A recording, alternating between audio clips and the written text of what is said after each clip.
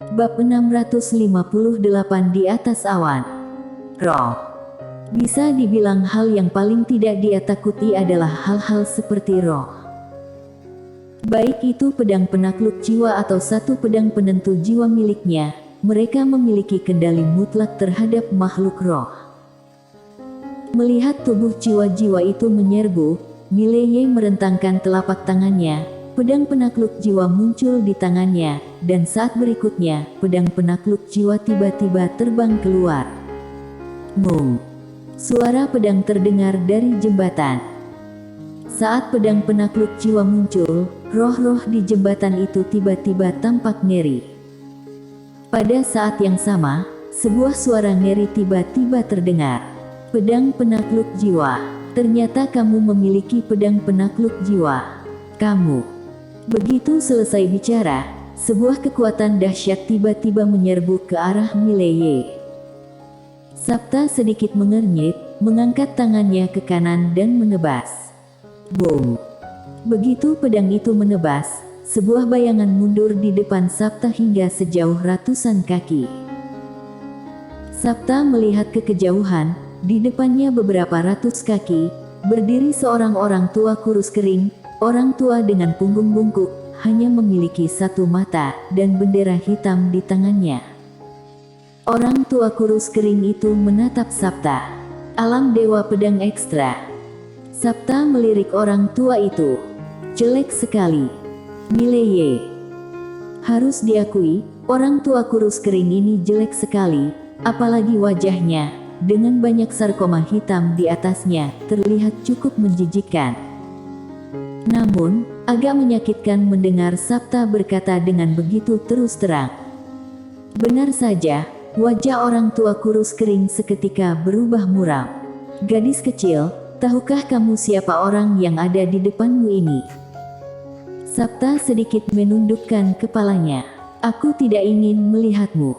Lancang. Orang tua kurus kering sangat marah, dia tiba-tiba menghilang, dan sebuah aura yang kuat menyapu ke arah Sabta. Sabta mengangkat tangannya dan menebas. Boom. Orang tua kurus kering itu terkena tebasan dan kembali ke tempatnya semula berdiri dalam sekejap. Orang tua kurus kering memandang Sabta dengan kaget dan marah. Kamu. Sabta menoleh untuk menatap Mileye secara langsung, dia melirik Mileye sekilas. Kamu lebih enak dilihat. Mileye. Pada saat ini, pedang penakluk jiwa di tangan Mileye masih melahap hantu di sekitarnya dengan gila-gilaan. Pedang penakluk jiwa sangat bersemangat. Majikan muda, suplemen roh ini. Aku pasti akan bisa naik level. Naik level. Alam dewa. Mileye berkata pelan, kalau begitu serap lebih banyak. Pedang penakluk jiwa berkata, siap. Pada saat ini, orang tua kurus kering di kejauhan tiba-tiba mundur beberapa puluh kaki. Kemudian, dia menyatukan tangannya, dan mulai bergumam. Perlahan-lahan, jembatan di bawah kaki Mileye mulai bergetar hebat. Hantu-hantu jahat di sekitar tiba-tiba menjadi ganas. Pedang penakluk jiwa tiba-tiba berkata, majikan muda, roh orang-orang ini telah disempurnakan menjadi roh ganas olehnya. Mileye bertanya, roh ganas. Pedang penakluk jiwa berkata, ya, roh orang-orang ini akan menjadi budaknya selama-lamanya dan tidak akan bisa terbebaskan. Sangat kasihan. Kalau aku menyerap mereka, aku dapat membebaskan mereka. Mileye melirik ke arah roh-roh itu, tidak satu pun dari roh-roh ini yang memiliki kecerdasan, kecerdasan mereka seharusnya sudah dimusnahkan. Mileye berkata, bisakah kamu menanganinya? Pedang penakluk jiwa berkata, majikan muda, jangan meremehkanku. Saat di klan Baka, aku secara khusus digunakan untuk menekan roh ganas. Bahkan khusus untuk menekan roh ganas dari para master hebat. Roh ganas ini tidak ada apa-apanya bagiku. Mileye berkata sambil tersenyum, kalau begitu, aku serahkan padamu. Pedang penakluk jiwa bergetar hebat, kemudian berubah menjadi cahaya hitam dan melintas di lokasi. Dalam sekejap, roh ganas yang tak terhitung jumlahnya diserap olehnya. Melihat ini, wajah orang tua kurus kering di kejauhan menjadi sangat jelek. Kamu, kenapa kamu bisa punya pedang penakluk jiwa dari klan Baka? Mileye menatap orang tua kurus kering itu. Coba kamu tebak. Orang tua kurus kering menatap Mileye. Tahukah kamu siapa aku ini? Mileye menggelengkan kepalanya. Aku tidak tahu. Orang tua kurus kering berkata, aku adalah menteri tamu dari Raja Wilayah Utara Dunia Akbar Suan Huang. Dunia Akbar Suan Huang.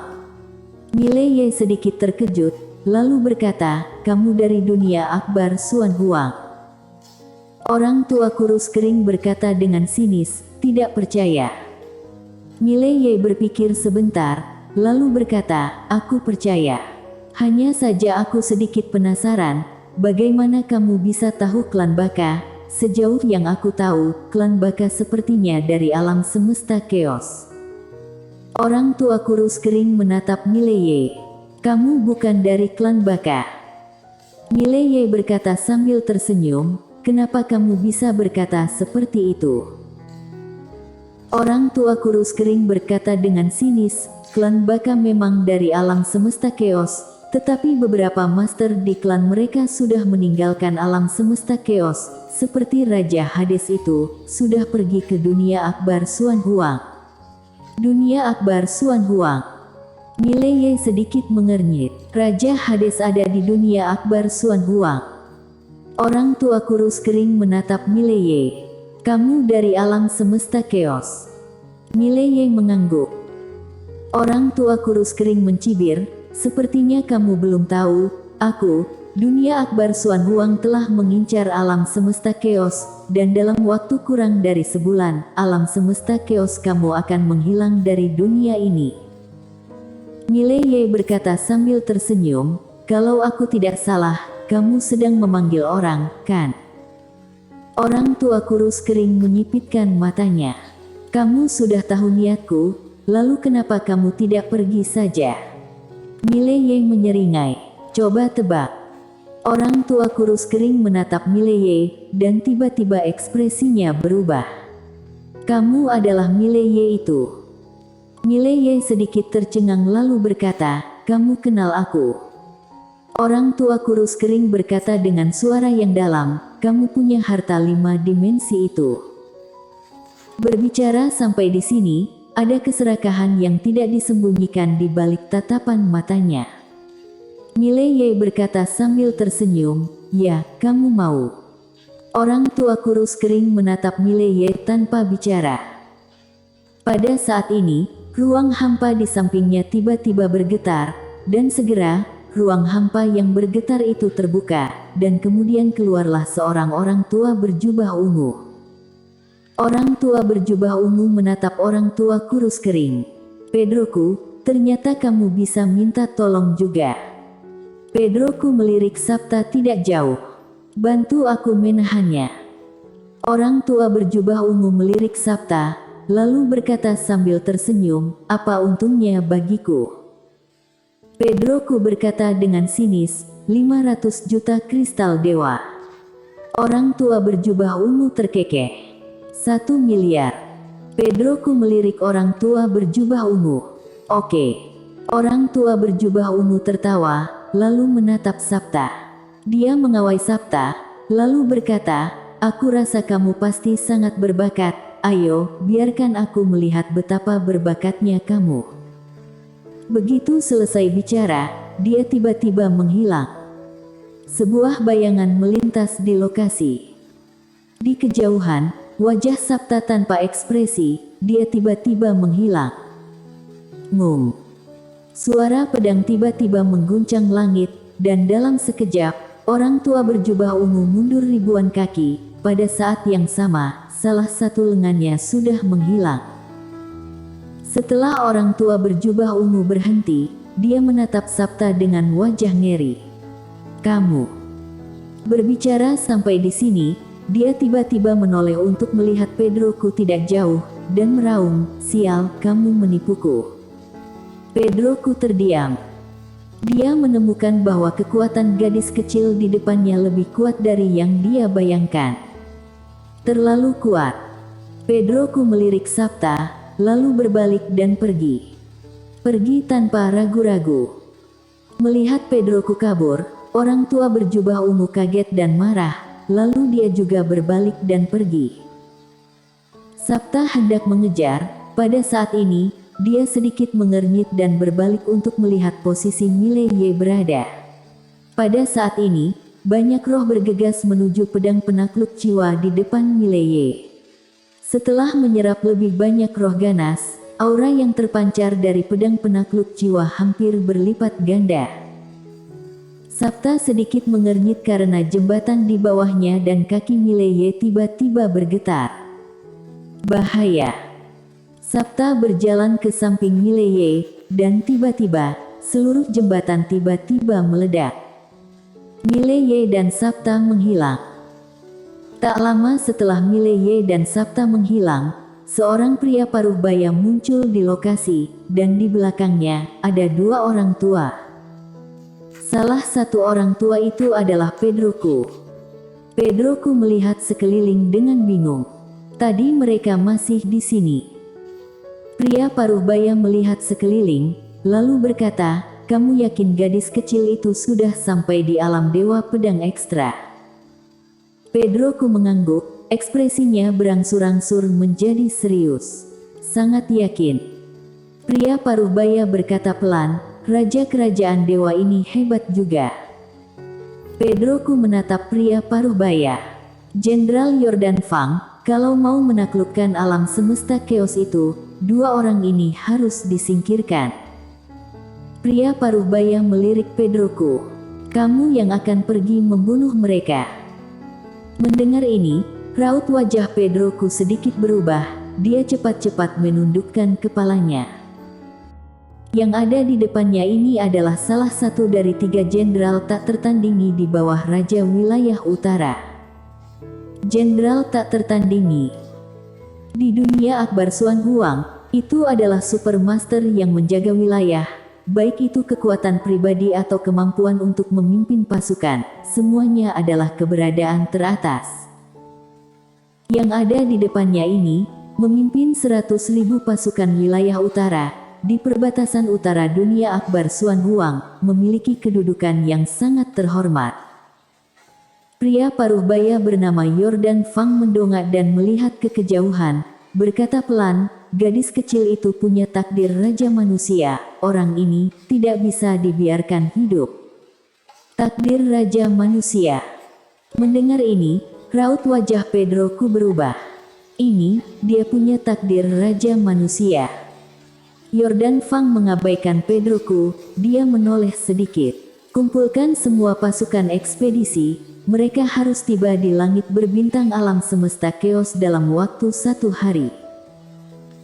Sambil berbicara, dia berhenti sebentar, lalu berkata, "Kumpulkan semua informasi mengenai guru kerajaan dewa alam semesta chaos segera. Bukan hanya dia, aku ingin semua informasi kerajaan dewa dari awal sampai sekarang." Orang tua itu membungkuk sedikit dan diam-diam mundur. Yordan Fang menatap langit berbintang di kejauhan, berkata pelan, "Ini akan menjadi pertarungan yang sulit." Begitu selesai bicara, dia menghilang. Setelah jembatan tiba-tiba meledak, Mileye dan Sabta muncul di sebuah sungai. Lingkungannya gelap dan air sungainya keruh. Tidak jauh di depan mereka, berdiri seorang nyonya tua. Nyonya tua itu sedang membuat sup. Supnya harum, cukup menggoda. Mileye menatap nyonya tua. "Siapa Anda?" Nyonya tua mengisi semangkuk sup, lalu menatap Mileye dan Sabta sambil menyeringai. "Minumlah semangkuk sup ini." Senyum nyonya tua ini agak menyeramkan. Mileye melirik sup itu dan menggelengkan kepalanya. "Tidak, aku tidak mau minum." Nyonya tua tiba-tiba muncul di depan Sabta dan Mileye. Dia menatap Sabta dan Mileye. Setelah meminum sup ini, Kamu akan mengakhiri kehidupan masa lalumu dan melupakan kehidupan ini. Betapa indahnya itu. Sambil berbicara, dia menyerahkan sup kepada Sapta. Sapta melihat ke mangkuk sup itu. Pada saat ini, sebuah adegan tiba-tiba muncul di mangkuk sup. Di sebuah dunia yang keruh, seorang wanita bergaun polos berdiri dengan tenang di atas awan. Dia menatap ke bawah dengan wajah tanpa ekspresi, dan tidak jauh di sebelah kanannya, ada seorang wanita. Wanita itu memelototi wanita bergaun polos. Kamu gila. Wanita bergaun polos tiba-tiba meletakkan pedang di tengah alis wanita itu. Dia terlihat agak muram. Gila, apa kamu sudah lupa bagaimana dia mati? Begitu selesai bicara, pedang itu menusuk sedalam setengah inci. Darah wanita itu mengalir. Wanita itu menatap langsung ke arah wanita bergaun polos. Bukan ini yang ingin dia lihat. Wanita bergaun polos menatap wanita itu, ekspresinya menjadi semakin mengerikan. Kalau begitu biarkan dia datang dan memberitahuku secara pribadi, tidak ada yang bisa menghentikanku kecuali dia. Begitu selesai bicara, dia berbalik. Di belakangnya, wanita itu menatap langsung pada wanita bergaun polos. Ini adalah alam semesta 4 dimensi, ada makhluk yang tak terhitung jumlahnya, kamu. Di kejauhan, wanita bergaun polos tidak menoleh ke belakang. Alam semesta 4 dimensi ini bahkan tidak sepenting sehelai rambutnya. Bersambung.